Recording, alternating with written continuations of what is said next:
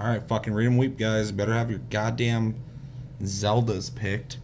Dude, I had my Zeldas picked like 6 years ago. Well, I think my motherfucking games are Nintendo. Runner-up, Legend of Zelda for the Wii U. Game of the Year, Legend of Zelda for fucking Switch. No, Runner-up number 2, my Zelda controller for my Switch. No way. That's That's where all the imagination's at these days. Does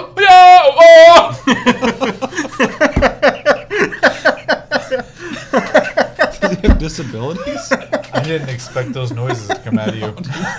Me neither.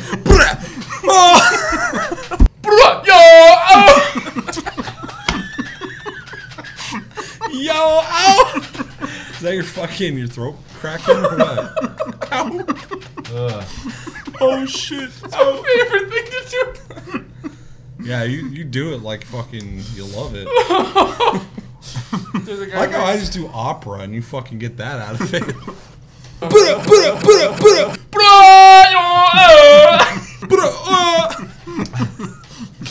It's like my new favorite thing to do now. It's gonna be my new Moira shit.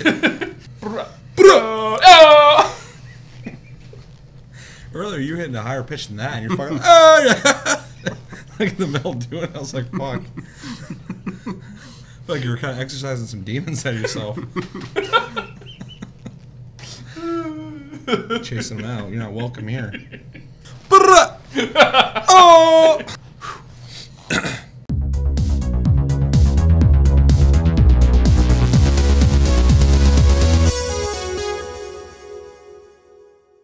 What's going on, guys? Welcome to episode 40 of the Tastycast, our weekly podcast where we react to things, we talk about things, we watch videos, we do a bunch of random shit. My name's Seth. I'm Josh. I'm Chevy. And I'm Chris. And a quick reminder to play Windward, our game of the month, and Darksiders 2 and Kung Fu Panda, both offered for free on PlayStation Plus. Download those, play those, play them. Come back at the end of the month. We'll talk about our experience with them. Let us know yours. And quick reminder: if you didn't see Tasty Tuesday, go back and watch it. And secondly, Chris is actually he's moving away, far, far away to the land of fire, and we're actually live in the land of water, so it's kind of a little opposite. But yeah, he's moving away, so he will not be with us physically, but in spirit he will be via technology, the internet, Skype, and Voodoo rituals. Voodoo rituals. We're gonna make it work. He will stay on the channel, so but we're gonna miss him physically. We'll be playing Warframe and a lot of Monster Hunter, so he's not going anywhere. But letting you guys know that. And yeah, so this is our Game of the Year Tastycast. We'll be talking about our games of the year, runners up. But before that, let's briefly talk about what we've been playing. Keep it really short. I'll jump into what I've been playing first to kind of set the pace here. I've been playing Windward, which is our game of the month. We'll be talking about that more at the end of the month. Kung Fu Panda, played that. I have not played Darksiders 2 yet. Kung Fu Panda is literally fucking Smash Bros. We'll talk about it in greater detail, but if you're not playing it, I mean, that's exactly what it is. I've been playing a shitload of Path of Exile. Even in the last Taste Cast, I was talking about how I got back into that. I'm still playing it. Can't get enough of it. They just released a huge expansion to it, too. Yeah, huge chunk of new content, which is a great time to be playing it again. There's already a bunch of brand new stuff. When me and you stopped playing, there's like 3 acts around. Now there's 10, which is insane. There's also a bunch of NPCs that weren't there before, and a bunch of like weird side stuff that happens while you're playing. And I don't know. I'm kind of like relearning the game essentially. Yeah, it almost feels brand new again. It's like the third time Path of Exiles felt like brand new to me. But it's really cool. I'm really enjoying it. Anybody else who played that want to add on to that? Like I said, I actually deleted a lot of my higher level characters and started new just so I can get kind of a whole new fresh experience from it, and it's fucking holding up super good. Straight up opinion, I think it's better than Diablo 3. Yeah, I agree with that, but not in a way to be like, oh fuck Diablo 3, I love Diablo 3. But I'm with you. The playing Path of Exile again, it just makes you really appreciate the deep mechanics of the game and customization, all that shit. But obviously like Diablo 3 as well. But I would say they scratch different itches for me. For sure. I think Path of Exile, like you just said, deeper mechanics and customization and whatnot. As far as like making a character, I mean, there really is no classes. You get to make whatever you want. Versus Diablo is just a game I can sit down, I can play, I can just like mindlessly gather a bunch of loot, you know, increment my stats a little bit, and I don't know. I like they have their places. I think Diablo. No, they definitely have their fucking places. I like all games like this regardless. Oh, yeah, for sure. I mean, I love Torchlight 2, rest in peace, fucking guys who made that. I forgot their name. Runic Games. Thank you. I don't want to be rude. For him, he's fucking done. But yeah, Path of Exile is awesome. It's definitely not everybody's cup of tea though, just because like you really gotta. It's just a lot slower paced too. It's slower paced, but you're like fucking involved in that game. You're not gonna skate by through that game. Not really like you got to know what you're doing in that game. So kind of like Warframe. A lot of people when they're brand new to it, they get kind of like freaked out by the modding system. Cody. But once you figure it out, I mean like just like Path of Exile, there's a lot you can do there. I played a witch. On Path of Exile? Mm-hmm. I thought you were saying That's nice, Warframe. Chris. I played a witch. Good job, buddy. I did it. It's so funny because, like you know, I kind of said earlier, the starting classes are literally just like a template on what side of the board you want to be on. So if you want certain skills faster, you pick the classes closest to them. Like I'm trying to make a evasion tank, sword board style, and so I assumed it'd be like the bigger dude or the Templar. Is it Marauder? Marauder's the Marauder big is like. the barbarian. So I figured it'd be the Marauder or the Templar, and it's the duelist who's closest to that stuff. So Yeah. it's kind of interesting. So I started there. Yeah, don't go on the forums asking people though for help on building a character like who should I start with, because everybody's just gonna repeat themselves. Be like, you can start with anyone you want. One thing that's kind of driving me nuts about too is the in-game community seems a little snobby. I've seen people ask questions and people constantly are just like, "Don't you know what Google is?" I'm like, "Come on, guys." No, and that happens. Like, okay, so I'm constantly just like reading that as I'm playing, and it's like 4chan trolls, all up in there. Which we're not saying shit about 4chan. Don't fucking kill me. And I'll just look in there. Just fucking censor that part. I'll just look in there though, and like I'm kind of a piece of shit and a troll too. So like I'll go get in there and start saying weird shit too. But yeah, because you know I think it's funny, but like someone will ask a legitimate question, and I saw like 3 people fucking trying to give him the Alt F4 fucking. I was just gonna say thing, that. and somebody's like, "Dude, it's 2017. We're still saying that shit," and people are like, "Yeah, I'll fucking do it." And this guy's like, "Come on, guys," and he like answered it, and I'm like, it's really bad when like the one reasonable person's like the guy who's gonna be like, "Hey, fucking," like trying to like get his word in between all these people, like, "Haha, fuck yourself," like, it's So that's a bummer in that regard. yeah. In games like that though, where you level up and you get to a point where you kind of cap out and you're kind of like bored, I feel like people start, you know, ganking you and waiting at your body for 6 days until you come back and then kill you like, again. In Warframe, you run into that sometimes. So it's usually like you're like, "Hey, I got this thing," and they're like, "I'll do it. I'll help you go do it." Warframe's got a great community though. I mean, it's I mean, all my followers on like Twitch are from Warframe, and they're all like super supportive. I had people come in there and like just give me shit. So like, "Oh, I like your stream. You want some stuff?" I'm like, "Sure." And they just give me stuff. I'm like, "Cool." Like fucking Warframe's got a really good community. And I honestly don't know why that is outside of the dev streams are a good aspect of community because they're talking with us and they're hearing us and shit. But like even before that was like really popular. Since I've played Warframe, I think just the cooperative nature of the game brings that kind of person into it. Right. Yeah, I know that's how Final Fantasy XI worked as well. Because when the game first came out, people tried to be, you know, shitty, but they very quickly realized that people would start getting used to their names and that they're shitty, and then they couldn't get parties. So because no one wanted. Which fucking Final Fantasy XI isn't a solo game. So. Well, it is now, but it wasn't that. Yeah, you ain't playing that shit on your own. Anyways, So you're exiling yourself. Long rant. Path of exiling Path of yourself. Exile. Wrapping That's it the Path all of the Exile. fuck, wrapping it around. But speaking of Warframe, unless anybody else has something to say about Path of Exile, coming back to Path of Exile, I came back to Warframe recently, and I always love Warframe. We're always talking about Warframe, but actually like put some fucking hours into it. Me, you, Josh played. We did Plains of Eidolon, which is fucking awesome. They literally made their own small game just in that area alone, because it's like open, you run around, there's random events that happen, you can do whatever the hell you want, there's plenty of shit to explore. There's a bunch of stuff you can accrue to kind of build up a way to like build your own weapons and buy stuff that's specific to that area, the town there. Really fucking cool. And even you can fish and mine. Yeah. And, Tried. It's real rough. Yeah, it feels like a little baby MMO. Like it's really neat. You'll definitely have to play it. We were kind of like holding off on it first off because we want to play with each other, but like secondly, we're kind of under the assumption that like you'd have to do some kind of quest line to get in there, but literally you just like go to the place and See this. you just go straight there. Way you go. Yeah, but even after that, I was playing it today, and I was just kind of going back and like completing a lot of stuff that I haven't completed, and playing catch up, and like I was just really enjoying playing the game. So I've taken a long enough break that like the game it's always fun, but like I'm back. I want to play it some more, so which is really cool. Yeah, Planes are fucking huge. pretty big. Yeah, Yeah, I was like- surprised. Like when we were on the other side of the map, and I was like, oh, where the fuck do I gotta go? And then we're like, oh, we have to go there because it's fucking all the way across the other side of the map. You're sitting there just slide jumping the whole fucking Yeah, all time. three of us are just like gazelles, just running across the plains, just flying and jumping. Can't you use your Arcwing? You have to build it.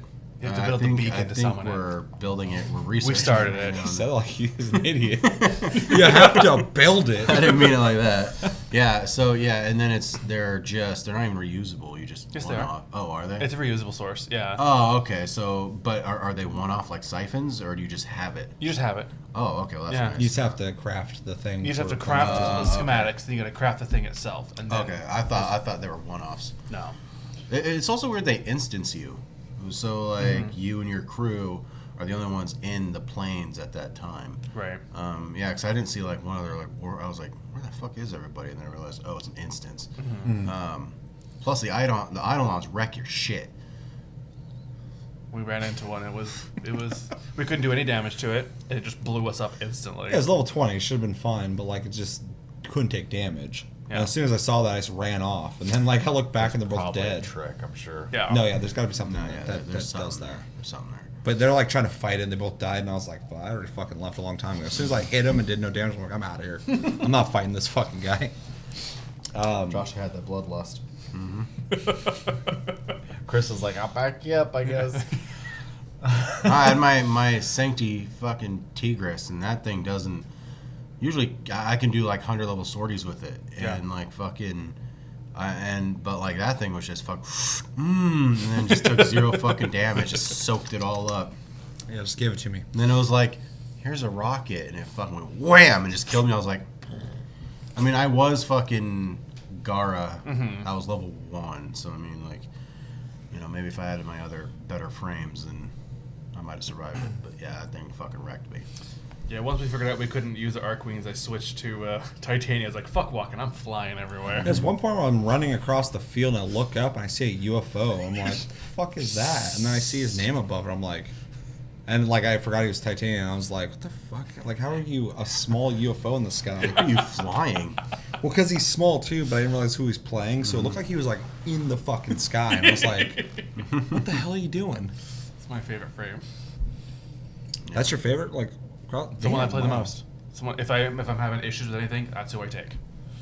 I think it's amazing if I look through my statistics or the analytics, whatever, of all my gameplay in that game. Limbo is still my most played fucking Warframe, and I don't play him very often at Hydrate's all. mine still. But I played him so fucking much when we first were getting into it on console after PC and shit, and like it's amazing that I played him that much that even to like now I'm so spread across all the Warframes or the frames that like that one's just I'm just blown away that like, my Nyx hasn't passed my Hydrate at this point. You always Yeah. play I Nyx. play Nyx constantly just because Frost is my well, boy. I fall back on Frost and Rhino like anytime I just need to get something done real fast. So I figured just like that, like falling back on that constantly would balance it out, but guess not.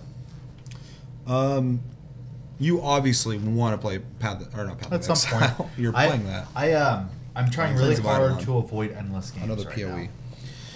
Yeah. That's a really good plan. Well, I have this weird weight lifted off of me that like for the last couple months I've been trying to crunch in like games that I wanted to beat for this episode that we're doing, and now that we're finally doing this episode, I am like playing some of the more open-ended games again. I mean, like that's one of the reasons why I was playing Warframe and I didn't feel pressure to have to go beat a game that I need to get done. Yeah. There's still games that I didn't get to play this year, which sucks, like Wolfenstein 2. I really needed to play that, but I wasn't going to play it if I didn't beat 1. But yeah, so having that freedom to play that again is nice. Because Warframe is awesome. but I mean, you know that. Yeah. We've all played it a shitload. Yeah. Keep on say Path of Exile. It's another PoE. Plains of Eidolon fucking is really cool. I'm so happy to see that worked out for them. So I can really hope they add an open world maybe to each planet or something. that's what I was saying when they were even first showing it off. I'm like, if they do that on every single planet, that'd be fucking huge. Yeah. That'd make the game into an MMO, I also know they want to expand outside of that universe at some point too. So, which would be neat. But I mean, there's so much more they could just keep adding to that whole thing. And yeah, the last game I played was Monster Hunter, but we'll talk about that as a group because we all did that. So, Chevy, what have you been playing? Path of Exile as well. I'm not gonna get too into that. I already kind of said, my piece. I'm having fun with it. I played it pretty much all day yesterday. He doesn't even tell me. He doesn't even tell me who's playing it. I just hopped on and played.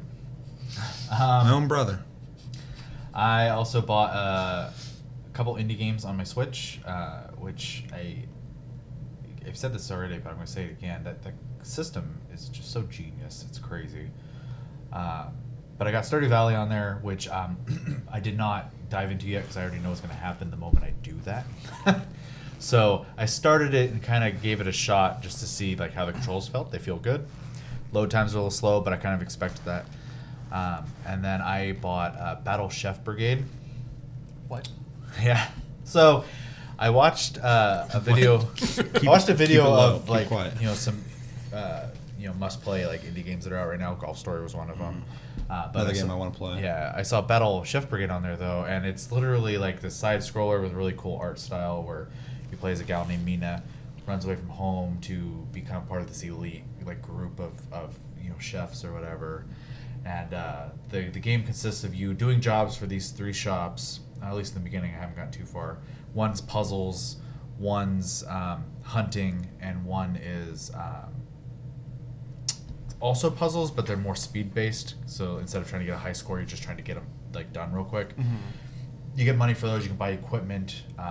Better equipment gives you better, obviously, like stats for whatever game mode you're playing. So you have 3 different categories. There's your ingredients that you can bring with you. There's hunting tools and cooking tools. So when you go into the battle arena, which is very Iron Chef-like, you walk in there, they do this whole speech about you, then they say your name and a light hits you type thing. They do your opponent or whatever, and then they introduce the judges and they talk about what their favorite flavors are. And then they go, the mystery ingredient is, and they throw it in. Soylent Green! Yeah, and they do that big boisterous voice as well. So the battle starts, and you can either start throwing your own ingredients in the pot and get them going, or what I usually do is you run out of the arena and there's a field of monsters, and you go out and you hunt for your ingredients. You get all your ingredients, you come back, you play like a match 3 game to cook, and you try to get a higher score than your opponent. Huh. It is a lot of fun. If you get a chance to check it out, it's on Steam. So if you don't have a Switch, Monster Edition, Cookie Mama. So it's funny because I've been watching Food Wars. Cookie Hunter. Season 3 of Food Wars is going on right now, and it was very reminiscent of like how cheesy that is as well, in a good way. Do they have like weird like food forgot orgasms about and that like anime. No. naked juicy? Nothing like that. What was that? Oh, I said I forgot that anime existed. Oh, it's amazing. I know it's still going on. But then yeah, it's a lot like Iron Chef as well. So I don't know. I like it. I love the creativity behind it. So that's what I've been playing. That's it? That's it. All right. Sounds like fucking Cookie Hunter. I fought with the fucking company who makes Fate Grand Order because they won't let me transfer my game back to my phone. So that's pretty much. Damn, that face, dog. Mean mugging. That was a shame on you. Let it be known on the internet that he's getting fucked by them. We gotta fucking destroy these The company I guys. gave money to, they won't let me play my file on my phone. They don't support net neutrality. Bunch of dickheads, if you ask me. Josh, what have you been playing? So AC Origins. I'm getting, I think, towards the tail end of that. Hot damn. I played the beta UFC 3. Wait, what? Yeah, EA. Is that a game? UFC 3? 3. Is it coming out? Yeah, it's coming out in February. And so EA had a little beta running. You could be McGregor or that other asshole. And Is that how you do it? What? That weird thing you do? Oh, I'm listening. Fucking. W. Oh, gotcha. Anyway, yeah, and I played like one match, and I was like, yeah, this is fucking UFC. And I uninstalled it after that one match, and I was like, and then that was about it for UFC. Played Super Mario. I played a little bit of Super Mario Odyssey. Still dope. Path of Exile, of course. Warframe. Monster Hunter World. I haven't played Call of Duty in fucking like 2 weeks almost. I haven't played shit in like a month. And then I'm done with it. I told you. Told you all. Yeah, then that's about it, I'd say. Wow. Oh, I played a little bit of Horizon Zero Dawn because they added. Did you? Yeah, I also played that. They did like the New Game Plus thing, like a month or two after it came out. But I beat it, and then I was like, eh. And then so I started a New Game Plus. They added like a new set of weapons, a new tier. I have 4 modifications on them instead of just 3. Oh damn! So I didn't know they added another set. And so yeah, and then of course the Frozen Wilds came out. So I started the New Game Plus to actually get to the Frozen Wilds and then go from there. So I didn't want to enter, a standard new game or standard game Frozen Wilds because it's supposed to be like midway through the story. And since I'm at the end of the story, I'd just be fucking walking in there super overpowered. So I wanted to start the New Game Plus so I can come in there fresh. They do tell you that all the monsters in the north are stronger than the ones in the south. Yeah. So I don't know maybe if they're that much weaker. I mean, I just fought a thing up there, and my arrows weren't killing it in like 2 shots like everything else. So, but I also did a refresher on Horizon Zero Dawn and bought Frozen Wilds, and that game's fucking gorgeous. First off, I forgot how good looking the game is. It's one of the best looking games on a fucking console, like, period. Yeah. And like the visual fidelity of that game is like fucking Uncharted, man. I mean, it's as good as that pretty much. But yeah, like the whole journey up there or whatever to the Frozen Wilds is really neat. It has a whole different group of people and a different culture. They're all like, oh, you're not going to last up here very long. Banuks or whatever they're called. Yeah. Bayek from fucking Egypt. But yeah, it's really neat. I want to get further into that. I actually didn't get to play that a whole lot. I just played it, but like I didn't play it when it came out. So looking forward to doing that. But yeah, I also played that. Yeah, but other than that, that was about it. I have been playing, Warframe and the Monster Hunter World Beta, and I've been playing, as always, Blizzard. All the Blizzard. I got my Death Knight up to 90 something now, so I went and did my Artifact Weapon Quest, which, spoiler alert, since it's the end of the expansion, you go back to ICC and you grab shards of Frostmourne and reforge it into 2 weapons, 2 swords. So I'm dual wielding Frostmourne basically, which is kind of weird lore wise, but it's interesting. And finals. I've been doing lots of finals for 2 classes. I had to make 3 different pieces of art for my art final. You got a week left. Like how? I already finished. And I got graded on. Oh, okay. I was like, you should just fucking got 3 canvases and then fucking went whack with fucking paint on. Oh no, it's all Photoshop. Oh, is it? Yeah, but yeah, I already did that and I got my grade back, so it's all good. And if they're like, this isn't art, you're like, who the fuck are you to tell me what's art and what's not? It's subjective, motherfucker. Art is subjective, but yes. So. But yeah, that's that, and then probably this week I won't have a lot of time to game, just because as of recording I have to start packing because I haven't even started yet. Oh shit! I don't have a lot of shit. I've packed in 24 hours though, yeah. So it's fucking rough. I fucking hate moving. Remember that shit? That was awful. No, I remember. We had like a 2-story townhouse. Most stressful time of my life. We had to pack up in 24 hours. It was insane.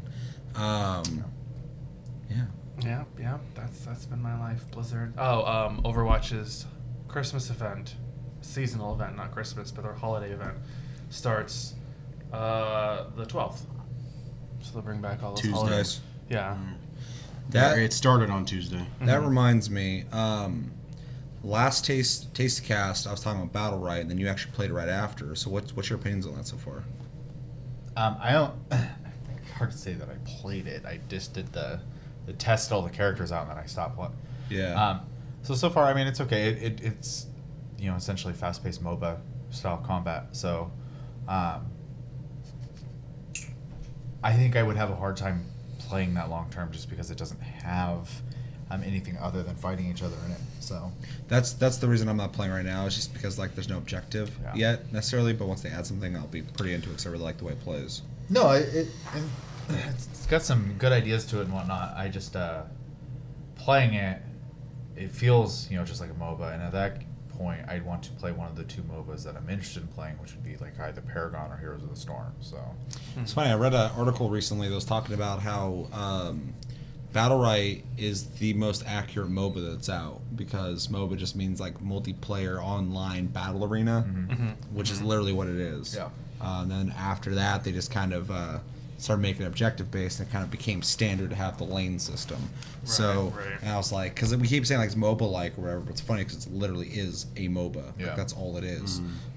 So it's just interesting when I think about what I thought about that. But I like the acorn throw-in lady. yeah, Just throws acorns at him. Fuck you, acorn, acorn, acorn. she got a lot of acorns in them pockets. maybe she creates them. I think she got big pockets. I mean, she has goat legs. So. If you carry like 50 acorns, that's gonna last most of that match. Not that I'm an expert on acorns, but I feel like there was a movie where someone like took acorns and was able to that was Willow. yeah. Yeah. Oh, yeah, Magic acorns. Yeah. It's called Ice Age, dog. That squirrel does magical shit with that. No, it was Willow. This thing's trying to pull Turn Excalibur people out of the into ice. And the game that we played on NES. Yeah. Oh, God, Game's so yeah. good. Shit's fucking rough. It's hard. It's good. Anything else anybody's been playing? Nope. No, it was a pretty quiet week actually. Yeah. That was quick. Fuck, where are we at on time? Wow, okay. Yeah, so we're going to get into our games of the year, pretty much like last year. It has to have released this year, obviously. Pretty much has to be a game or something that you can play through of substantial content or whatever. So, like, if it's like a DLC for a game that came out 2 years ago, it doesn't count. And yeah, we're going to be doing our 2 runners-up a piece, and then after everybody gets those done, we'll be talking about our game of the year. So yeah, let's do runners-up. Josh? We're doing both runners-up right now? Yep. Okay, so my first... So, third is going to be AC Origins. Going through that game is crazy, and the amount that Ubisoft did to change Assassin's Creed control-wise brings whole new light to that fucking game. And I will definitely, if they keep this engine and keep it up like this, I'll definitely be buying Assassin's Creed in the future. That's the funny thing about it, because I also have been playing Assassin's Creed Origins. I haven't played as much as you, though, but I took a gamble on it because people were saying the combat's different. It was enough to be, make it interesting again. And I think it was just the change they needed, because visually it looks like the other games. You wouldn't be able to tell it's different until you play it. And once you play it, it almost feels like if it had a different skin and you're playing like a fantasy game, it feels like you'd be playing like an open world fantasy game with like leveling, like trees, skill trees, shit like that. And the combat is different enough that you're more involved in the combat than you are in like the parrying system. Fucking Arkham Knight, Shadow of War. Which was cool when that was popular, but you can't make a series of games of 12 games with that same combat every fucking time. Yeah, that since Brotherhood, I think the combat's been or not Brotherhood 2, the combat's been the exact same. Even in the first one, you still sat there and blocked. Oh, yeah. And then went, ching, and killed them. Like, I watched this video of the very first Assassin's Creed all the way till now, and I can't tell the difference. Even the original one up until, like, the most recent ones. I was like, it looks like the same fucking game. It's insane. Yeah, and to be honest, I think there were probably better games to take third place for me. But, one, Assassin's Creed changed so much it made me interested in a series again. Which is a feat. 2, they made a desert and a swamp fun, because every game that I play that has a desert or a swamp in it, I dread those fucking levels. That's water for me. Oh. Yeah. But I feel like in recent years, people are finding ways to make them interesting again. Because even Horizon Zero Dawn, its desert area was really neat. I know a lot of people like dread like desert areas and like Diablo games. Diablo 3's isn't even that bad. Oh my god! Yes, it is. It's not as bad as like the older ones. I don't know. It's like people are finding ways to make things that people used to hate interesting. Even like underwater shit. I'm not a fan of underwater shit either. But that's this long-standing mentality of really clunky and shitty systems for underwater versus like nowadays a lot of games, if it makes you underwater, it makes it in a really streamlined way. I mean, like, even it's a weird example, like Guild Wars 2 played the exact same way underwater as it did on the ground. You just had 0 Gs, that was it. So the only thing is you had the visual if you're underwater. So that is a good point that that it's another game now that's found a way to make an area that most people would probably hate interesting. Because I agree, I think it looks great. I also think the story isn't boring, because literally every Assassin's Creed ever is this guy who becomes an assassin, who finds out about an order of assassins, and then has to fucking kill people. And like, holy fuck, is that boring. And like, it's always like, they always use that as like the tutorial, and fucking it was just very stagnant, and I couldn't stand it. And I'm so tired of hearing about the Brotherhood. Jesus Christ. So this game was kind of like a way to reset all that. And like, there's no Brotherhood in this game. When he got the fucking hidden blade, it wasn't this crazy, like, this has been passed down from years and years and years. It's more like, yeah, this is kind of cool. Some guy made it, and he's like, oh, that's clever. And that's literally it. Like, they didn't make it this huge fucking thing. And I'm like, thank you. And so like, not having the fucking Brotherhood, which in my opinion is it's very dorky kind of storyline. They made enough small changes in the game that made it interesting again. Yeah. Biggest fault with it is you step out of the animus still. Just make the fucking game in that period, dog. I don't care. That's the same complaint people have about the movie. Yeah. I was like, I don't care about. Yeah. You were fucking set. Yeah. You know, like, I don't know. I think the whole future or modern time story parts of every Assassin's Creed game is super weak. So that's the only part that's bad about it for me. But other than that, the visuals are fucking insane. The draw distance is fucking crazy. I'm like miles away from Alexandria, and I can still see it when I'm sitting on top of a fucking Cairo fucking pyramid. All the history that's there, like, you actually get to see Egypt. It's always been their strong point. And it's fucking super prime. The way that it was like right when Greeks were starting to come into Egypt and thinking like, it was like, oh, this is supposed to be like beneficial, but it turned, but it's more like, oh, we're kind of going to take your shit, so like, you see a lot of class system there, like Egyptians are savages and Greeks are the civilized folk. Yeah. But like, there's like super Greek cities and super Egyptian cities, and you see them meld together. Wildlife's fucking scary. Like, whenever I see like a hippo, I'm like, I'm not fucking with that right now. Hippos kill more people in Africa than the lions do every year. Well, even lions. I'm like, fuck you too. But yeah, so Yeah, fuck you too. That made third just because it was the most improved game for me of the year of a series. Yeah. Before you go on, do you guys have any opinions on Assassin's Creed? Did you guys play it? Do you guys think if the time period was different, I would be interested in playing it, but I really just do not care about the setting of the game whatsoever, which is really unfortunate. I'm not a big history dude anyways, though, so it really just kind of has to be, like, for example, Unity, France. I was fucking love the setting of that game. That was, I bought that one mostly for the co-op aspect, but also because the setting was something I was more interested in. Yeah. Just like the first Assassin's Creed I really liked because I liked the, can't even think right now. I like the era better in that one. Crusades era. I played the second one, but I couldn't get into it. I don't like the main character so much in that, which they made 3 of them because everyone really liked that one.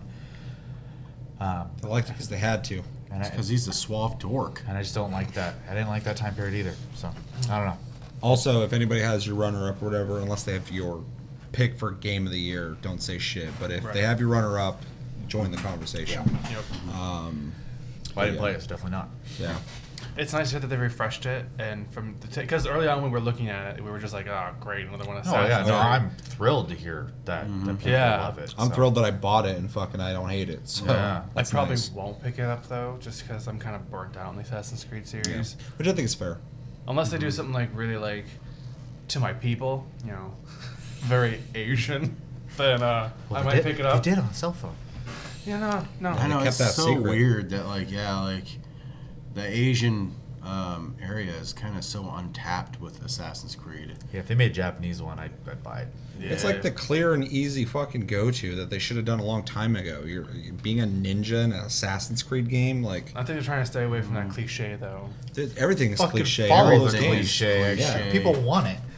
Yeah, it's literally what people want and what they would It's probably their want it's to their do. ace in the hole when things get really, really bad. They're like, oh look, Well, like the Assassin's Final Creed Fantasy Ninja. VII They already remake. got really bad, and they took that break and made a good slight change in trajectory that worked out, in my opinion. What's your second? Runner-up, Or first. First runner-up. And you have them in order. Yes. Okay. So it goes Assassin's Creed. Nier Automata is going to be my second runner-up. This game is fucking amazing. I love how it played. I love the soundtrack of it. Huge for the soundtrack. Soundtracks for me, I'm like, oh, that song's kind of cool, or kind of whatever. But this game really made me appreciate the soundtrack of the game and how many layers each So song. soundtrack fucking and is. design are really Yeah. well done. So I was super impressed with this game. I played it for like 3-4 hours, and then I set it down, and I didn't pick it up for like a month and a half. And then finally I picked it up and I beat it. And then the game is supposed to be done in multiple playthroughs. I got all the way through the second one, didn't beat the third one, I know. But holy shit. I beat that game, and I had to work in the morning or whatever, or the next day. I beat it, and I started playing the second playthrough. I stayed up the whole fucking night and beat that second playthrough in that one night. I mean, I enjoyed it that much. Yeah. So, yeah. The game literally made me feel bad about fighting the things I was fighting, because it gave them such human, like such human kind of thoughts, and the ones that are off the grid were kind of like actual thinking for themselves. You fight robots, for anybody who's not known. And Not known. the lost ones. and just the amount of content in the game, whether it be the weapons, whether it be the story, the bosses are fucking cool. This year has one of the best moments for gaming for me this year is walking into the carnival for the first time. I watched you do it, which made it an instant buy, because I was kind of on the fence for it. I watched him do I remember it, that, yeah. and I was like, I gotta go get this. I'm gonna buy this game. Yeah. And I did it. And then you walk into the carnival, and they're all just it's the first time you meet robots that aren't trying to kill you. And like they're just sitting there, they're playing with balloons and doing dances and shit like that. And you're like, what the fuck is going on? Camera gets real low so you can see, the whole thing. There's and the fireworks music starts blowing amping up, and then like you get more towards the center, the music's getting crazier and crazier, and you're just in this gnarly theme park full of robots that before that are supposed to be murdering you, and they're not. They don't give a fuck. You're even there. They're like, oh hey, if you attack them, they get nuts, but before that, they're just doing their own little I thing. killed every single one of them. I know. And Damn monster. but yeah, and then They're the the monsters. boss in there was one of the coolest bosses I've fought in a long time. That whole area is a really good taste of what that game is going to show you eventually throughout the game. Like, you get to that part of the game. The rest of the game's awesome. It's cool looking. It's got a good style, blah, blah, blah. But you get to that carnival area, and that's the first time you start getting a taste of how the audio and the gameplay and the visuals start kind of marrying each other into this experience that you're not getting from other games. The game's super inventive in the sense that, like, the variety you're experiencing through the game, it never gets boring. And it's doing stuff that other games are not, because all games are so attached to genres that they're trying to be specifically, I'm an FPS, I'm a third-person action game, I'm an RPG, and this game is so many different things with so many different influences in that place. It's like a top-down fucking airplane shooter at times. It's constantly changing. Yeah, like, you're flying around shooting shit like Gradius, and other times you're dodging bullets everywhere, other times you're just fighting shit, you're leveling stuff up, you're collecting stuff. Like, there's just a lot to that fucking game. Yeah, so under all that becomes my runner-up of the year. Yeah. And I think it's important too, regardless of where that is aligned on anybody's list. If I had like, what should the spotlight be on a game this year, it'd be Nier and Cuphead. Those two games, if anything, you know, they need to be noticed and they need to be supported, because games like these show that there's people out there who are breaking the mold and doing their own things. Oh yeah, and they're really fucking phenomenal games. And I think people have noticed both those games. Definitely, is great, and I want that. Because the guys who made Cuphead really deserve it. I mean, that's a passion project that really shines through, and Nier is, like you said, you know, a game that deserves attention. It also saved Platinum Games, so It saved Platinum Games. Yes. Wow, I didn't know that. I just know the guy the director of it. This is his fucking fourth game. Yeah, or but he's third actually game? it's funny because he works for Square. Yeah, Square had him go work with Platinum to make this game. sure. So I'm just the point I'm trying to make with him is he did Drakengard and Drakengard 3 or whatever, and like And Nier. no one really cared about those. Then he did Nier, no one really played it, and then he made this, not expecting it to be what it is. He made a quality ass game and finally got noticed. well, which and it's is funny amazing. because It's awesome. those first three games you mentioned were games made by Square Enix. So Yeah. he actually got to go to, you know, they were trying to find a good fit for that game, and they decided to let Platinum make it. But you know, he was going to be the director for it, and it ended up being a good match, obviously. So I remember one of the interviews said they asked him if he'd make a sequel, and he said, "I'll make anything if Square pays for it." So Yeah, he's kind of a weird dude. Yeah, he seems kind of unapologetic about being blunt about Yeah. the way he does stuff. Process. Can you do me a favor and shut that off? Yeah, I was just. Yeah. I just realized that was on. So yeah, really good picks. And I could see the thing that's really hard about this year, and the thing I've been struggling about in all of 2017 is for some reason this year 2 people decided to say the fucking single player games don't work, and 2017 has been nothing but Packed. single player games. Yeah. They're all fucking phenomenal. Like it's so bizarre they even said that, because like I'm looking at a list right here of games and they're all fucking single player games. EA, Microsoft. It's insane. I mean, they're fucking so off the pulse. I think all 3 of my games that I'm going to be talking about are all single player games. I'm assuming almost everybody's here will be single player games. Purely. Mine are too. Mine are So I purely mean, too. like it's. I mean, I think this is probably one of the best years in gaming like ever. So it's really crazy. Who wants to go next? I'll go. Okay. So I also did mine in a 3-2-1 order, but it's real close either way, so it doesn't really matter. Mine are all pretty much even. So my number 3 is Horizon Zero Dawn. I think the game is absolutely phenomenal. It's one of the most gorgeous looking games I've seen on console, like you said, if not the most gorgeous. The main character is a female who does not feel like they're trying to make her cool. Like they're not pushing that. She just feels like a legitimate main character who is a human being, instead of them going, "Look, we have a strong female. Look, we have a strong female." Like She's naturally is. she's Through good naturally writing, yeah. a good character, which I super appreciate. That's something that I actually struggle with a lot of Ubisoft games. Yeah. Whenever they have female characters in the games, you can tell they're really trying to push to you that you need to like this character Yeah. because they're a cool female. And females are cool, but like that whole idea of trying to push that. just make a good character. Exactly. And they did Exactly. that. They made a good character. I give this game a huge amount of props too, because I've mentioned it the entire time this channel, I've been on this channel. I struggle with open world games. I can't usually play them. I've beaten Horizon Zero Dawn. Yeah. It was a blast from beginning to end. Story's good, setting's good. I love the everything about it in that regard. If I had nitpicks about it, it's essentially it's Far Cry, which isn't a bad thing, but it didn't really like do anything too new there, and some of the characters are kind of obnoxious. Teb. So, He made you a sweater, Aloy, but other than that, it's hard to find flaws in this game. from Styx. It plays super smooth. The characters, for the most part, are 100% great. The story is great. The music fits the world well, and the creativeness behind the enemies is just absolutely wonderful. So.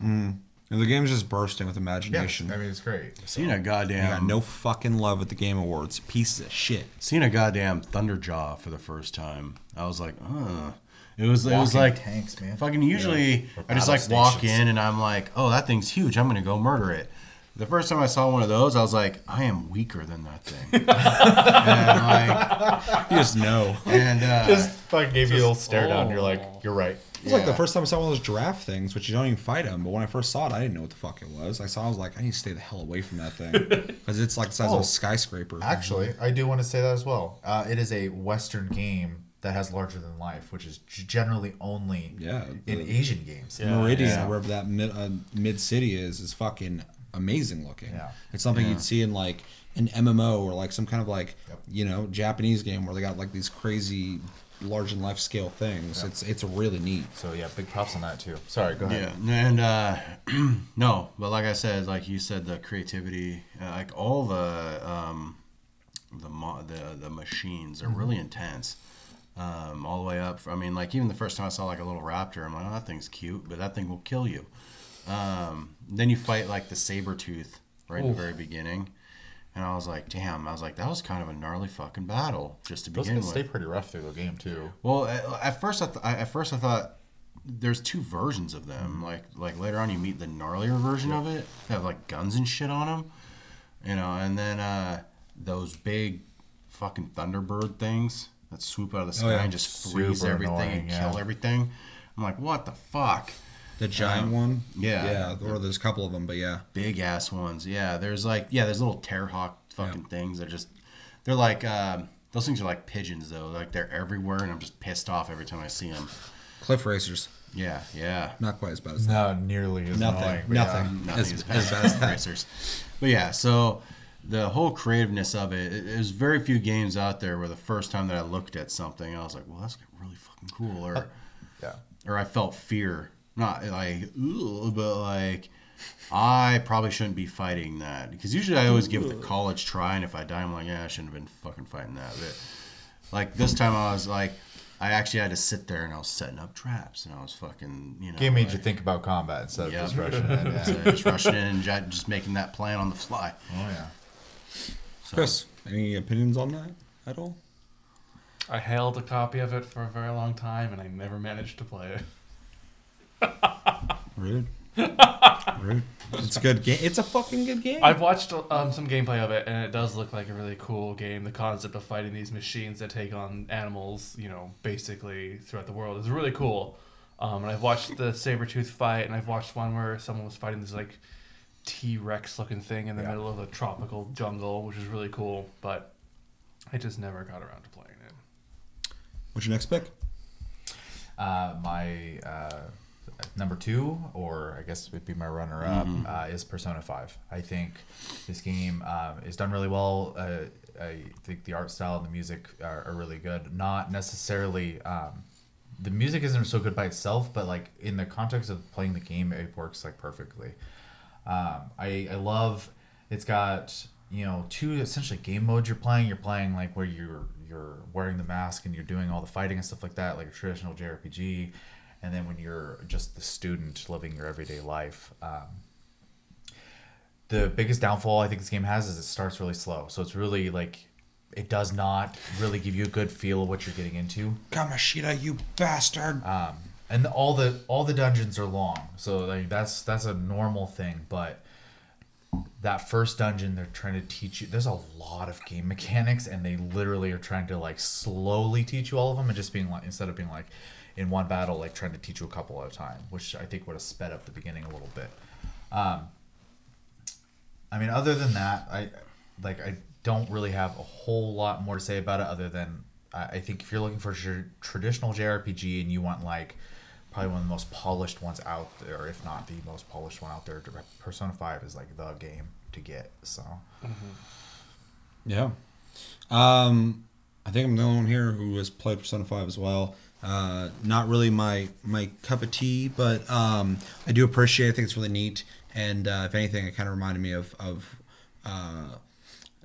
how badly needed JRPGs are, and that we're getting them again. We've talked about it multiple times. Me and you were pretty passionate about that because we want to see these genres come back and thrive again, and it seems like it's happening. It's finally happening, and Persona 5 is a shining example of it. It is a legitimate JRPG that has everything you could really want from something like that, and stylistically it's fucking awesome looking. I really enjoyed it. I need to get further because I want to experience all the stuff you're talking about. That's stuff I wanted to do, but I got kind of fucking fatigued by the long tutorial. But I assume after that, it'll be good. Well, and I wanted to play it further too because I wanted this to be a contender for me on my list, but I didn't play it enough, so I can't. I think it'd be in your ballpark anyways. But Yeah, I do think I did like it enough. I do though. think once you get past it, literally it's like the first dungeon. Once you get past the first dungeon, the game actually just like lets you play. It still has a lot of restrictions because there are events and time limits and stuff like that. So there's some days your character wakes up and you're like, you have to do this thing today. And you're like, okay, but I don't know. It's really because there's constantly something going on in the game. It's kind of hard to put it down once you get to that point in the game because you're like, okay, I got it. So on Tuesday I'm going to do this. On Wednesday I'm going to do this. On Friday after this, I have to get this thing done by Saturday, type thing. And so you're like just going, and it's always like that. You have to literally go. I'm in a save spot, save and shut the game off. Like, so, and that's a good sign. If you don't want to put a game down, that's great. So. I watched you play a chunk of this game too for a while, and it's an interesting amalgamation of like a JRPG, like a simulator for like a high school, like Almost like a dating sim. Yeah, Almost. but it's also got like a slight Monster Rancher feel to it because you can collect the enemies and personas, and like you can like fuse them together in a very gruesome way. To create new monsters or personas, but I think it's really neat. It looks really interesting, but it might not be something I would ever pick up just because there's so much going on all at once. There's little pee-pee people too. Game. There is little pee-pee slimes, and there's a bigger pee-pee monster later on. Yeah. He prefers to be called a ding dong. Well, I don't care what he prefers to be called. He's obscene. Megadong. Also exciting news for anyone who's into the Shin Megami series, because Persona 5 is an offshoot of Shin Megami Tensei. Persona 5 did so well, they're actually going to bring the next Shin Megami Tensei to America now. Which is crazy because they weren't. I mean, I haven't heard that name in a while. Yeah. So it's just weird that I'm that's excited coming. because those are like dark tone games too. Sure. So, I always see those like pop works. up, like the name. I'm like, I don't even know which one that is because seems like there's 100 other goddamn things. And I was talking with you. I was like, the last Shin Megami Tensei game I played was the MMO. Imagine. Yeah. Which was R.I.P. fun. Yeah. Rest in peace. But yeah, Yeah. those are my two. Chris. Okay, so unfortunately, because of finals, I've actually played a lot of games this year. So for my runner-up, number 3 for me. And are yours ordered as well, like theirs? Or I'll just do the same order. Yeah. I'm the only one then, because mine are like almost all even for me. Is Final Fantasy XIV Stormblood, and I only use this because it is, as we were discussing earlier, a game of itself. The storyline is unique and deep, just like you would expect of a Final Fantasy game. They introduced 2 new classes, which was the Samurai and the Red Mage, right? And they're fun. I believe you played the Samurai a lot. And I actually went back and played a Dark Knight, mostly through that expansion, which was really fun because I ended up looking like Cecil in the end. I even had but it's like a female version, so I had like this like metal skirt. But it was really cool because they made it in this one, instead of being a DPS from like it was in 11, it's an actual like health draining tank. And it's really easy to tank as them. Really, really easy. But I think overall it was a really good expansion for Final Fantasy. I mean, they've all been really good. I can't speak too poorly of any of them. That game has only gotten better and better. And the Red Mage class is neat. It's unique in how you kind of yin-yang your spells out. So you have to build up meter for the white magic, and you build up a meter for the black magic, and they gotta stay balanced, otherwise your energy or mana cost gets higher for whichever one's out of whack. And then eventually you get them balanced, and you just do this super big spell which drains all that power, and you start over again. But they're nukes. They're goddamn nukes. For a while they were the most the highest DPS class in the game. It was I remember hearing about that. ridiculous. Yeah, they were off balance pretty bad. And their fighting style is unique too, because you can You build up the meter, and like you just jump in. You're like fencing. You're fencing. You're fencing. You burn all your mana. Yeah. Bung, jump out again. You're like, okay, I'm done, and then you just nuke them again. Yeah, and like you said, we did discuss this prior because you were wondering expansion counts or whatever, and I think it's a good example of like how to do an expansion. Final Fantasy 14 is a story-driven MMO, which is all MMOs have stories, but like you have to like follow the rules of the story and leveling in the right spots to progress through the game. The game is more concerned about you essentially playing its storyline and progressing through that. It is a Final Fantasy game. Exactly, yeah, with people that you can play with. So it is, in a sense, almost like a new extension of the game. It's its own thing. I haven't played it at all. I don't know if I ever will. I'd like to. I'd like to think I would, but I don't know if I will. but I do like Final Fantasy 14. I think it's one of the best MMOs ever made. So yeah, I mean it's a good pick. I have no experience with it. I mean, it's my personal favorite. I love Final Fantasy 14. I think It's your favorite MMO? Oh yeah. Oh, fucking hell. I just have a hard time staying in it because I know what happens when you invest too much time in an MMO is you don't play anything else. Yeah. So I try really hard to like hop in Final Fantasy 14, play it for like a couple months, and then like stop, and then come back to it when there's more content type of thing. It's like me in Warframe. Exactly. I can't devote my life to MMOs the way I did when I didn't have a job. You know? Yeah. So, Oh, it's real easy then. yeah. So in Final Fantasy 14, I think is a perfect matchup because it has a story that ends. So I can get through the story, and if I want to play a little more, I can do a little bit of the end game stuff. But I kind of have like fallen away from that because I don't want the time sink. And the nice thing about 14 is you go through the story, you beat it, you're technically done if you want to be until the next patch comes out and adds more story. Yeah. So it's great in that way. I also, I really like that expansion specifically, but I love Japanese theme stuff, and they went for the whole Japan feel with this. Even all the cities are like feudal Japan like type stuff. It's really cool. So. It's really neat. There's a lot of jumping puzzles in this one. Yep, they added some platforming stuff, which is weird. Yeah. It's very Guild Wars, but I find these puzzles to be more difficult than Guild Wars puzzles. Yeah, probably because the system isn't built for it so much. Yeah, So. it's very unforgiving for that. But yeah, it's great. Any last words? No, I tried to get through. You made it pretty far, and then you just stopped. I'm level 45 or 46. And then I get fatigued with MMOs very quickly. Oh, yeah, me and it's just not 100% my cup of tea. So it is, sense. it is what it is. So yeah, so I didn't make it there. I didn't even get through Heaven's Ward. But I mean, it's not saying I can't go back to it. But It's MMO. You can come back anytime as long as the servers are up. I just reactivated my WoW.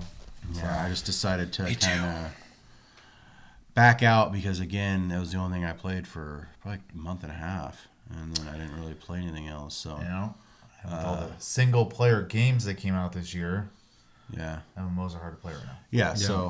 So Second pick? Oh dear, my second pick. I just ignore it because I picked again. Didn't come out this year apparently. Okay. Oh shit. It's been a rough year for gaming for me. Fuck. I'm still to this moment trying to figure out what my game of the year is. It's that close.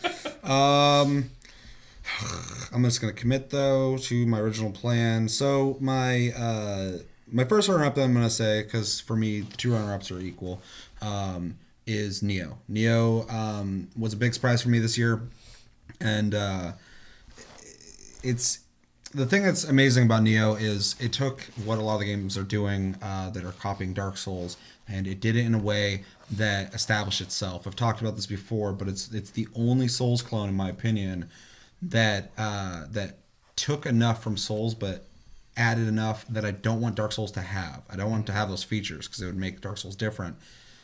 But Neo has it, and it makes it, they're completely different games for me now. Yeah. I played Neo a shitload. I probably played Neo more than any other game this year, consistently. That wasn't like an online game with an open end. And yeah, Neo's style is awesome. It's all Japanese stuff, samurai stuff, ninja stuff. You know, aside from the main character being kind of weak as a character, no one cares about him. William. What's his name? Yeah, I was gonna say Edward. Or Edward. I think it is Edward. It's William. Edward William. It's, no, William. it's William for sure. It's like William Tell. It's I think. his name could be Steve. I don't give a fuck. But like, Yeah, no one else did. traveling Edward was the bad guy. through all these really diverse locations that are all like, you know, samurai era Japan, running all these historical characters with the fantasy elements, having I forgot what they're called, but like the animals that you can summon as moves. Yeah, that is such a cool system, and there's such a cool variety to it. Every DLC came out with new weapons and new spirit animals, whatever. The ending is satisfying. The storyline, even though it's not like amazing, is good. Like it's good enough. Like it's not like whatever. Like I was actually following, going like, wow, it's actually pretty interesting. Boss battles are fucking hard. Combat is completely different than Dark Souls in the best way possible. Dark Souls has that like pinpoint accurate combat that gets you fucking going crazy because you don't want to get poked and die. But like Nioh is so fast paced and combo heavy that you can get really creative and switching weapons mid attack and switching stances mid attack. That like combat is not scary in that game. It's a fucking thrill, and I love it. See now, and that's a really good point to bring it up, how they differ so much. Because in like Dark Souls, everybody abandons the shield, and like you're not blocking boss hits anymore. Fucking, but in Nioh, it's viable. In fact, they want you to guard. They want you to, because you put on heavy armor, and now you're guarding. You're actually guarding shit. It's not just like wham, and they're like, I'm fucked up. Like, it's just like, you know, they fucking hit you, you're like, oh yeah, whatever, bitch, and you can come back at them, because guarding becomes better than dodging when you're wearing that kind of armor, that kind of setup. And I wore light armor, which is weird for me, so I dodged all over the fucking place, because do it every game. It was right in the middle of playing Dark Souls 3, so I was like, I'll just keep the fucking theme going. But no, the combat in between the two is drastically different, and both really good in their own way. Yeah, I don't want either taking from each other. I don't either. So they established their own slices, even though one's the originator, the other one is not like, well, we're also Dark Souls. It's like, no, this is straight up fucking Ninja Gaiden in its combat, and it's combo crazy, and it feels like a fighting game, and it's fucking fun. You get into fights with big dudes, and you're not like, oh shit, you're like, fuck you, and you're just like jumping around and shit, throwing like, you know, crazy moves and stuff like that. Yeah, I just really enjoyed it. Beat it. Not even like towards the end of the year, I started beating games because I felt like I had to get them fucking done. But like that, I just couldn't stop playing it. I just got stuck in it. And the multiplayer is really fun. It's easy to do. Another thing that I don't want Dark Souls to do, but Nioh does it, and it fits. It works. Just so much cool imagination. And like I said, the main reason why it's really important to me this year, and one of my favorite games, is it went a route other games are going, and it established itself effortlessly. They fucking just nailed it. The game's awesome. I love it. I can't recommend it enough. Every time I talk about it, I'm like, play this game. It's awesome. He was totally underrepresented this year, I think. Absolutely. I just love the historical accuracy of the characters in it, because you're fighting characters that are from the Romance era of Japan, basically. And, you know, like, Ieyasu Tokugawa is in it, and Nobunaga Oda, and Ginchio Tachibana. Like, some of these characters that are a little more obscure, like Ginchio. Like, if you play, like, Samurai Warriors, you know who she is. But her husband, who is, like, kind of a newer addition to those games, is, like, this big badass in it, like he's supposed to be. Mifune. He's the first guy you fight just in that hillside who's, like, got the fucking, like, super sword attack. that guy's a fucking huge dick. I had to cheese him out a little bit. Yeah. I just threw my fucking threw my ball and chain at him, and then I got the tonfas out, and I was able to attack faster than he could attack. So like he'd like come in, he's like, I fucking, and then I just run away, and I'm like, fucking... man, this is not fucking honorable at all. Or what? Oh god, Nobunaga. Yeah, he's fucking goddamn the T-1000 in that game. He just walks in, he's just fucking pissed, barely moves. Yeah, for time's sake though, I mean, unless you had more to say on that. It's actually my game of the year. Oh, really? Well, we'll talk about that. Damn. Let's not talk about it. You're gonna drop fucking bombs like that? Bam! I still got my runner-up, but just pretend like we didn't hear that. Yeah, so... Yeah, Nioh's awesome. maybe even Game of the Year material. Yeah, so my second pick, but not in any way above or below Neo, is Evil Within 2. This game I waited till the end of the year. Obviously, it came out around the end of the year. It came out in October. Earlier this year, for the first time ever, I actually played and could not stop and beat it, Evil Within, and loved it, surprisingly, even though I didn't know what the fuck happened after I beat it. So I was ready to play Evil Within 2, played it, and they changed certain things about it, but in a way that they almost feel like separate entities. Like they both are just really fun. Evil Within 2, though, is one of the only games this year for me to beat the game and go, that ending was fucking awesome. It had really, really cool visuals, a storyline I cared about, characters I cared about, and just a really, really epic and impactful ending. Gameplay is awesome. It merges stealth and just action in a survival horror game. Has skill trees, so there's progression and investment in the game. Nooks and crannies to be searching everywhere. Side quests to be doing while not detracting from the actual storyline. Side quests actually kind of correspond with the single player, or not single player, the storyline that you're going through. And I'm just a sucker for like darker tones in games anyway. Silent Hill's one of my favorite series of all time, and this game, for me, is right under Silent Hill and the best survival horror games ever made. Beating Resident Evil for me, and I love Resident Evil. The enemy design in Evil Within 2 is some of the most original shit I've seen in a long time. They have really crazy looking enemies that aren't trying too hard. They're not just like enemies that just have blades all over them or whatever. Like, they're really disturbing looking. And just like Evil Within 1, the world and the enemies slowly change over time, so the game's ever evolving through your journey through the game, and there's like 3 different segments of this game where the whole fucking world you're existing in changes completely based off whoever you're going after. I can't talk about storyline too much, but like, or at all. I'm not going to do it, but there's just some really cool set pieces, some really cool bosses that you run into, that you keep running into, and it never feels like, oh god, you again. It's like, fuck, this person's here again. I just really loved it. I mean, this game literally almost was my game of the year. I like, just now it's like, should I do it? But yeah, really fucking good. I loved Evil Within 2. If anybody's even curious about it or never played the first one, play both of them. You can get them both on PS4. I'm sure you can get them both on everything. Completely worth it if you like horror games, survival horror games. And the second one's actually creepy. The first one didn't scare me at all. The second one had some pretty creepy parts in it. But I loved it. I haven't played either of them, but I've heard that the first one focuses more heavily on like the stealth aspect of the game, like kind of like sneaking through, not engaging with anything. Mm-hmm. And it's nice to hear that they've kind of changed it up a little so the gameplay doesn't get stale. Yeah. At first I'm like, man, this isn't like the first one. That kind of sucks. But then I played it, I'm like, you know what? That's fine. That game had that, because that one you could like hide in things. Mm-hmm. You could go in lockers and hide and stuff like that. And after a while in that game, I wasn't doing it anymore. I didn't feel the need to do it, so it was almost like a wasted mechanic. And the second one, it was completely gone. And at first I'm like, that kind of sucks. They kind of just got rid of that. But I was like, I didn't even use it though. Mm-hmm. It was just kind of there. And this now, there's a cover system, which a lot of people were like, why doesn't it need a cover system? And it's hiding. Like, there's literally parts where, like this, for instance, there's this ghost, some really cool set pieces where you're introduced to this ghost that will pursue you, and through your controller talks to you. It's really fun, creepy. And she's always after you. You can't kill her. So you have to, like, you're like, just like in Jurassic Park where the kids are in the kitchen, except for not as ridiculous.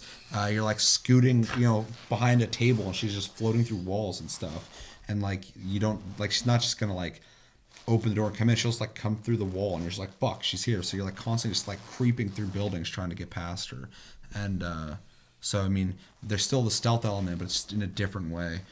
And also combat's way better. When you shoot shit, you feel like you're shooting things. Like with shotgun, you'll like throw dudes, and if you shoot their arm off, the arm will regrow, but the arm will go flying and stuff like that. It's just like every aspect of the game is awesome. The only thing that's weak about it is the main character, the voice actor, is not the most capable. If they would have got someone else for him, that game would be fucking top notch, because I loved it. I saw you play a couple parts in it, specifically a giant boss of sorts. I'm not going to go too detailed. That's at the very end. But yeah, it was gorgeous. And that part's so cool. Weird to see in a good way boss fights of that nature in a shooter anymore. I haven't seen anything like that since like Doom and Quake's heyday. So yeah. Yeah. I don't really have much of an opinion, but because of your stellar review of both the games, I will probably be picking them up and do it as like a just something to play. I actually really want you to play them because I think you'd like them. Mm-hmm. I mean, they're horror games, which you're typically not the first person to be jumping into those, but the action aspects and the storyline, I think you dig. Mm-hmm. So, and again, when you have ammo and you got guns, you can just go guns blazing, and it feels great. So, especially the second one, it's so fun to shoot shit. Do you have more to say on that? No. Okay. And you didn't play it? And Nope. I've seen gameplay of the first one. Yeah. I watched Neva actually play it, of all people. Oh, really? Yep. Random. Wow. Yep. Yeah, that's random. All right, so we're gonna go into our games of the years. The things are top picks of all games. Like I said, for me, mine's really fucking close. Just now I'm like, which one should I pick? But since we already know yours, let's talk about yours. I was gonna recommend that too. Yeah. It's Neo. I mean, I really got into Dark Souls late in the game. Dark Souls 3 to be precise. So at the end of the game. Mm-hmm. And I really fell in love with that style of gameplay. So Neo 3 was just Neo was Let's just... Let's hope. He's playing in the future. Got my time machine. I played Neo 3. That's my game of 100 years from now. Yeah. It was just just an automatic win for me, just because it's Japanese culture, which I'm really into. I found it really weird just that you were playing a white guy, but it fit eventually with the storyline. I liked it. Plus the game's made by Japanese people too, so it's not like anything weird or, like someone's like, it'd be better if there's a white person in it. Right.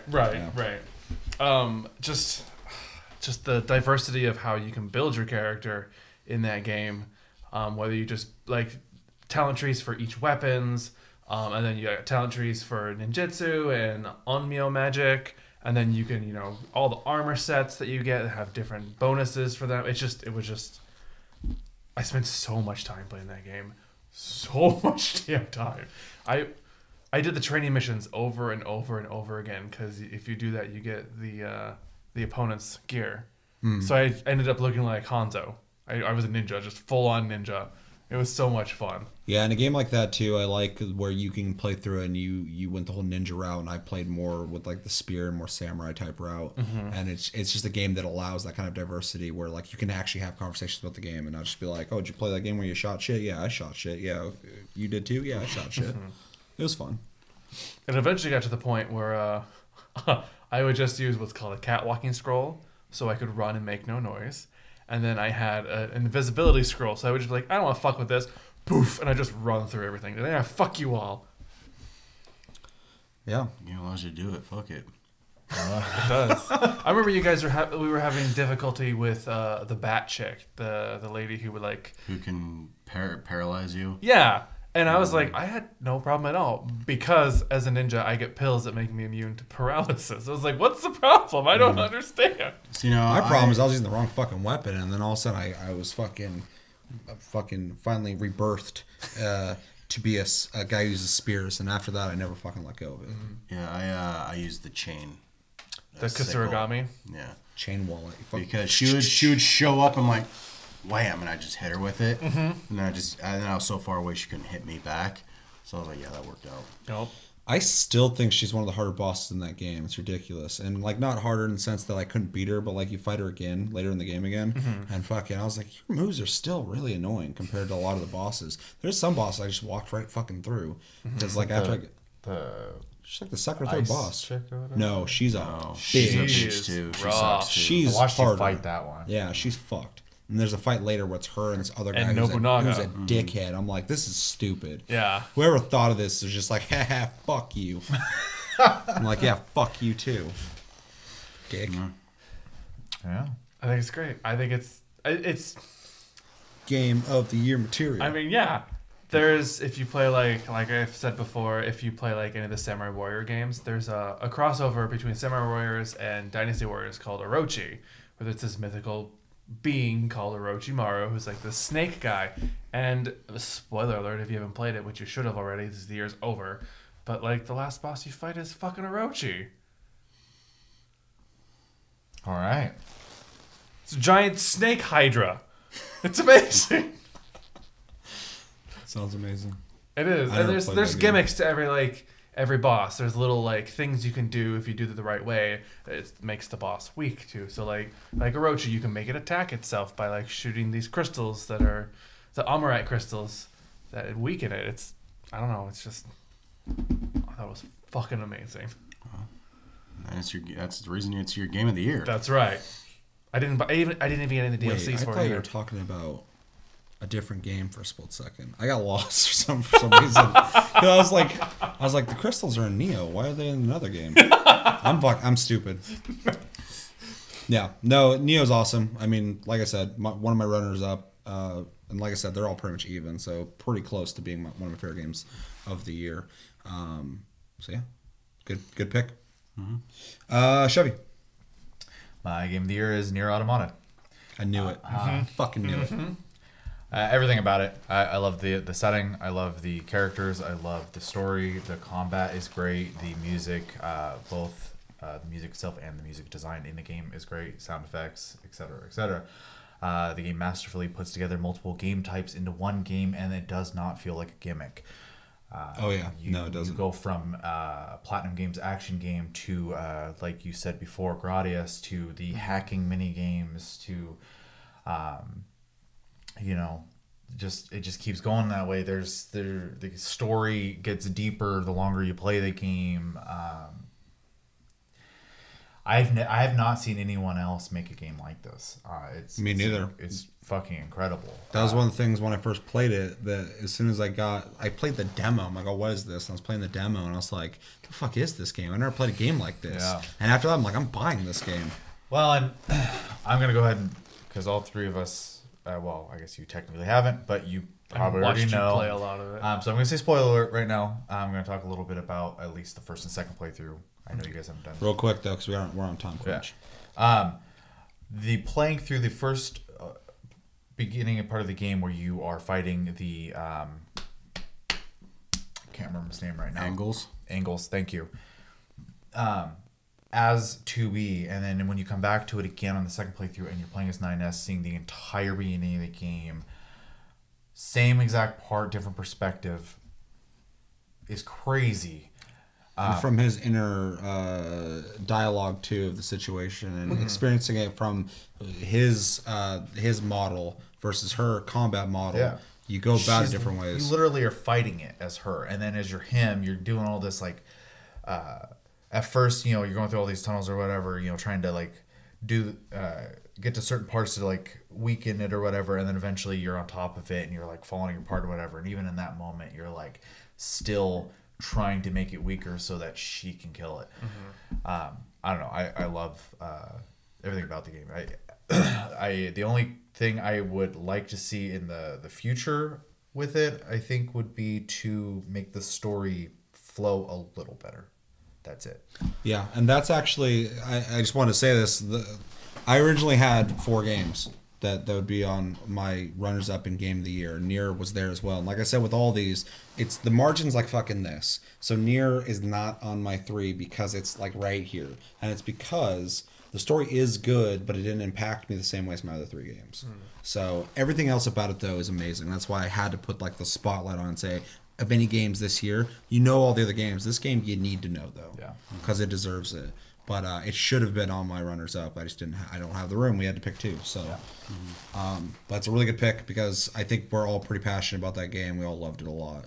And obviously, there's been a group of people that are loving it as well. I mean, the popularity of the game exceeded more than the creator of the game's They've sold 2 million copies at this point, Yeah. and it saved Platinum Games. Yeah. I think Scalebound kind of was a huge hit on them. Thanks, Microsoft. And so if you want to support Platinum Games as well, Bayonetta 1 and 2 are being released, and Bayonetta 3 is coming out. Buy them. Which is crazy. The Bayonetta 3 is even happening. Anything else you guys want to add to that real quick? No, it was an amazing game, and I actually am going to start 3rd playthrough here soon. Me too. I'm going to do my game of the year. It's going to be pretty quick because we've already talked about it. Horizon Zero Dawn is my game of the year. It was really hard for me, like I said, because I've been shuffling through those 4 games trying to figure out which one I wanted to be my game of the year. And then after the Game Awards, seeing it getting no representation really, or any awards, nothing, kind of bothered me because Guerrilla Games has been around for a while. They made Killzone 1 through 3, and they're all really great games, but they're all really good-looking FPSs, and that's about it. They have imagination. They've showed that off a million times. Killzone universe is really neat, but it's still just walking rooms and shooting shit.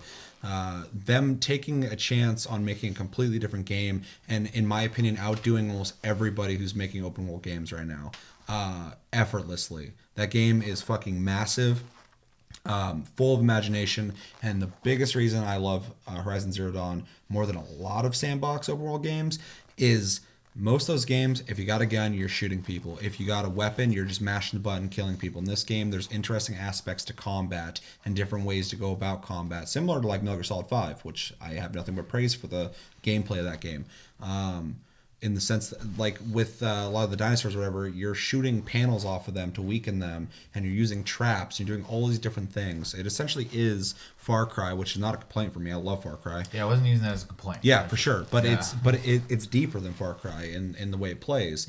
And recently I've been playing the Frozen Wilds, and they added a small expansion to the fucking game. That was their DLC. It was this huge chunk of land with a new storyline. I mean, these guys are some dedicated like fucking Naughty Dog level developers, and that's the biggest praise I could ever give you. I think Naughty Dog's the most talented company out there when it comes to gaming. There's people up there with them, but I mean, like, you can't beat them.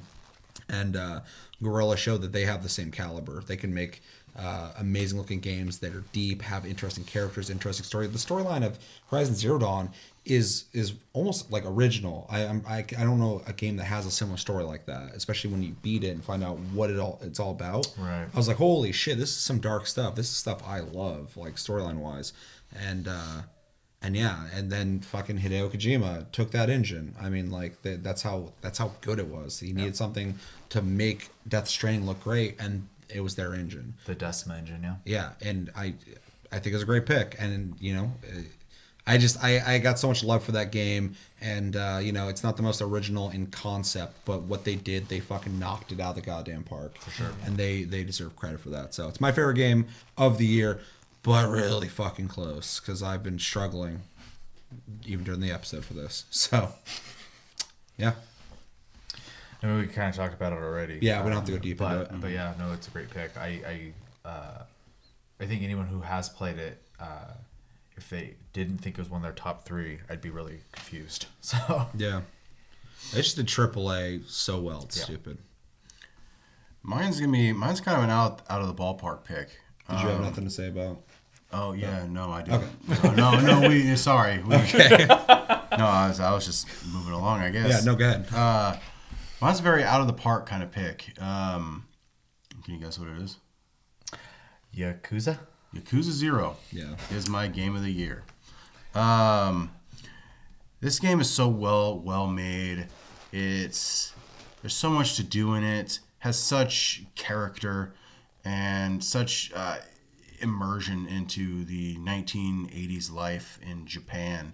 At a neighborhood of Tokyo that's supposed to be like the pleasure neighborhood. You know, you go there to gamble and you go there to hoe around and shit like that. And it's just full of it looks great. It's smooth, full of neon, full of fucking just people everywhere. The fights are kind of right up my alley. Like, they're fast and they're brutal, and it's almost. And the brutality is almost kind of out of character, because the rest of the game is kind of like so colorful and cutesy and stuff like that. It's got a similar thing, like even like Persona 5, when you're not doing the core combat stuff, you're kind of just wandering and experiencing small little stories. Yeah, I'm like talking to women on there's like phone booths you like rent time in, and it's a whole mini game. Like, you gotta it shows them in the middle, They still have to play about it. and like it has like little bubbles of what you can say, and like the correct one's always moving crazy, you know, to move further in the conversation. You actually have to aim at it and shoot at it, and you can shoot the wrong one, which will end the fucking call. You know, when it rings, it's a quick time event to fucking, and it's like, really, it's like him, like there's light on him as he's yanking the fucking phone back and Moshi. And Nani. yeah, and like the fucking acting is good in my opinion. I never Kiryu can be a little almost like stereotypical, like strong, quiet Japanese guy, but you know, who's always trying to do the right thing and stuff like that. That's probably my biggest gripe about it, is his character can sometimes be a little cliche. Then realizing this is literally the basis of every Yakuza game, it brought me into a series that I will definitely play every single game if they ever re-release Good news for you. They got like 3 more coming to America now or some shit. Because Kiwami was also cool. Just because you got to see the starting of these characters.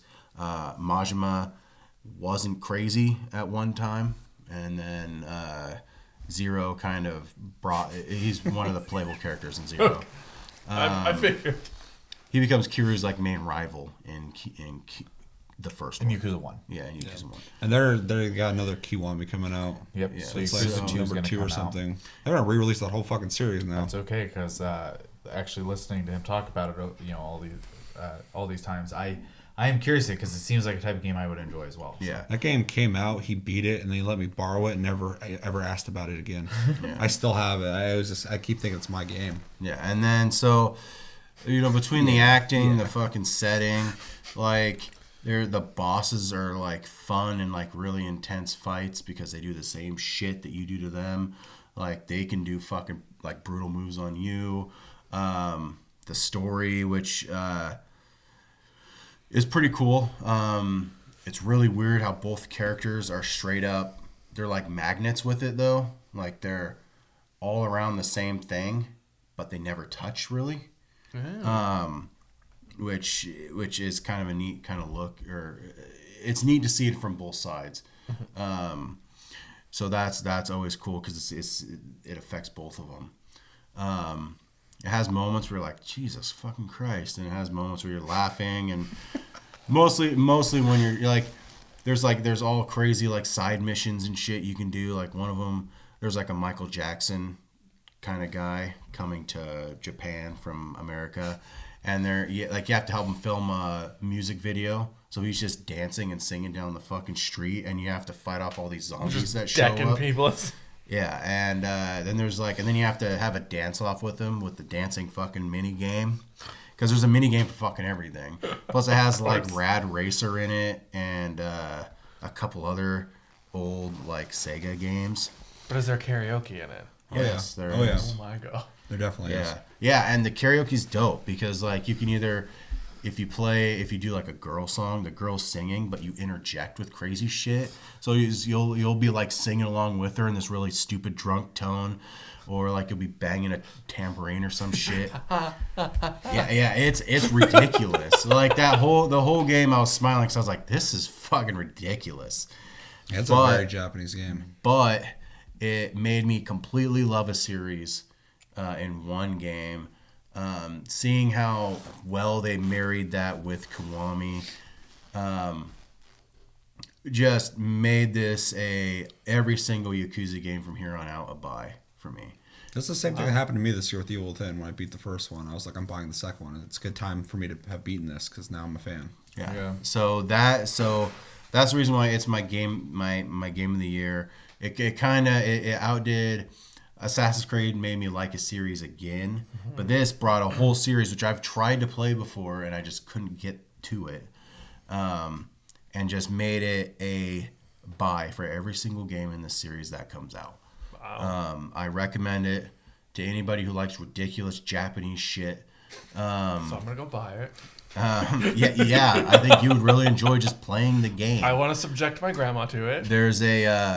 Each character has like a major mini game that they play in. Kiryu has real estate, so you go around, you got to buy this whole kind of neighborhood, and then in the other neighborhood with Majima, you run hostess clubs. So they'll be like going to sit down, and like you got to pair them with the right hostess, and then you know, they buy shit, and then there's Majima time fucking where everybody's just popping bottles all over the fucking place, and you're just making shitloads of money. And like you can dress up the hostesses to how they're supposed to be dressed up and stuff like that. With Kira, you make friends. So like I was playing in the bowling alley, and I became my friendship meter maxed out with the chick there. And she was like, well, we're selling the place, and Kira was like, I'm gonna buy it from you. So now I bought the fucking bowling alley. There's like lots of little prizes and games.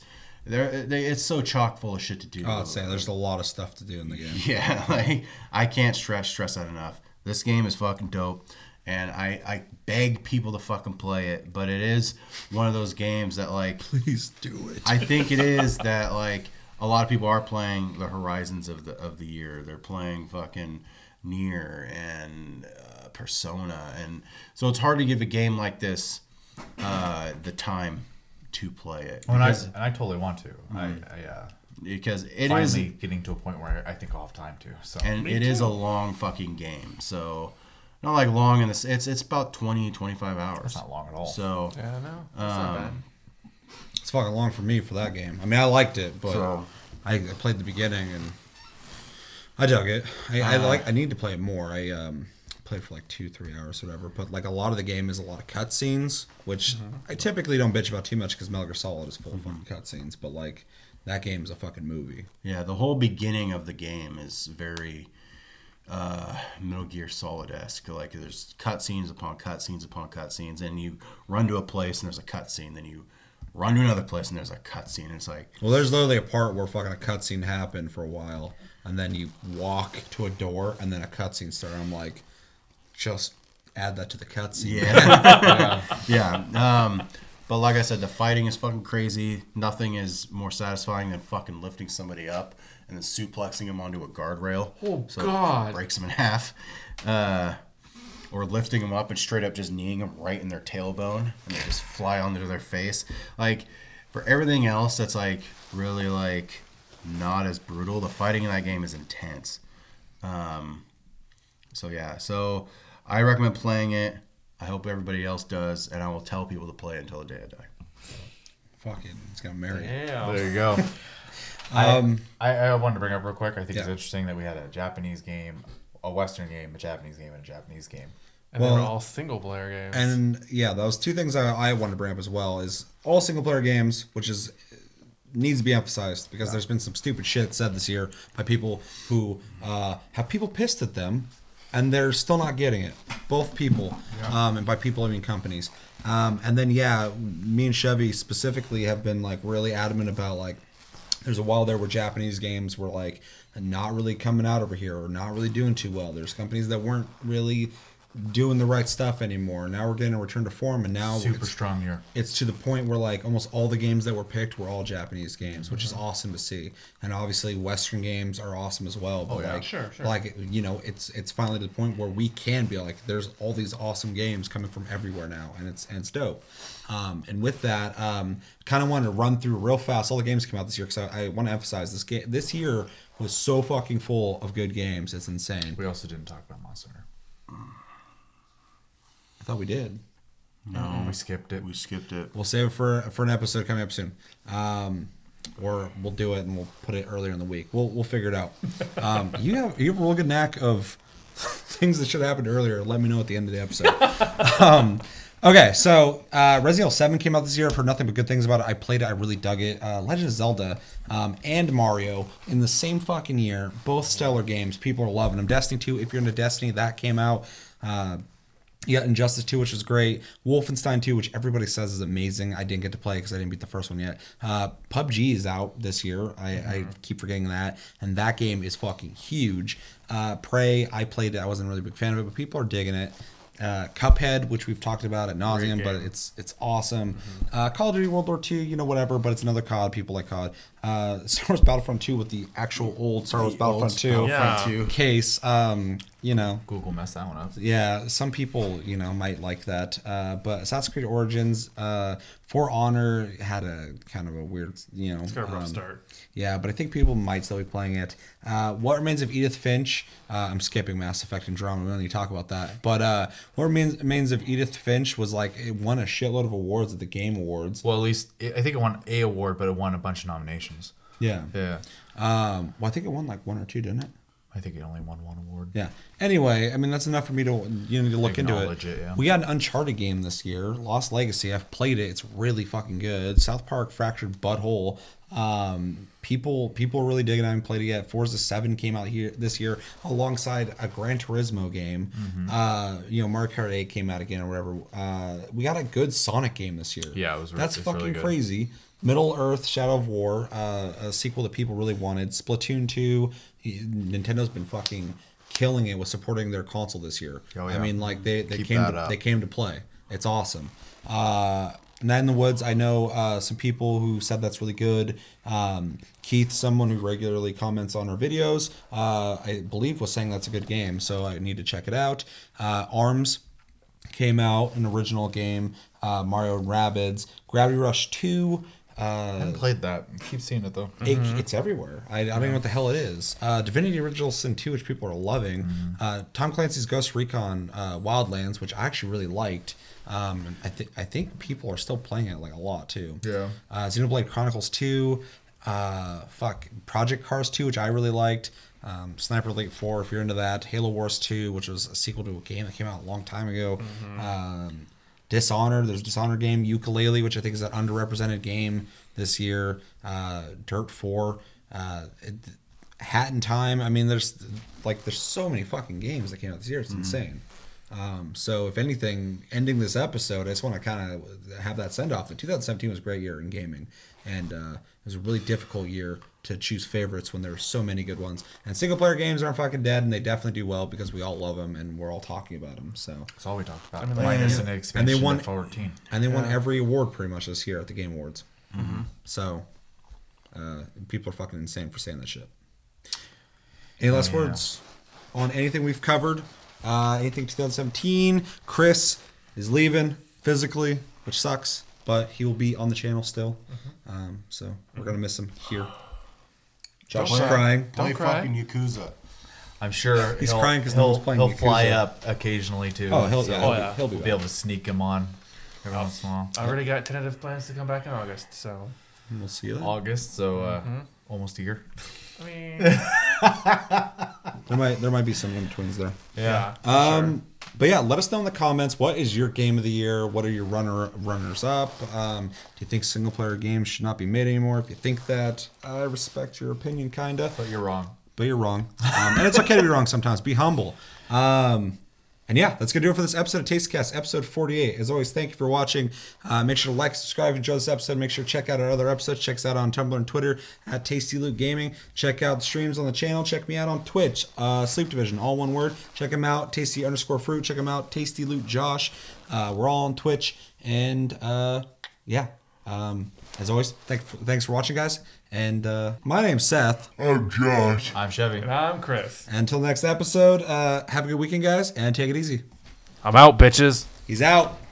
I'm out. Let's get some thumbs up, some likes, and some fucking goodbyes to Kris. For now. If this video gets 50,000 likes, he'll stay here. Yeah, I will. that's true. That's that fucking. I'll do that. That's that clickbait shit. 50,000 likes would be fucking dope.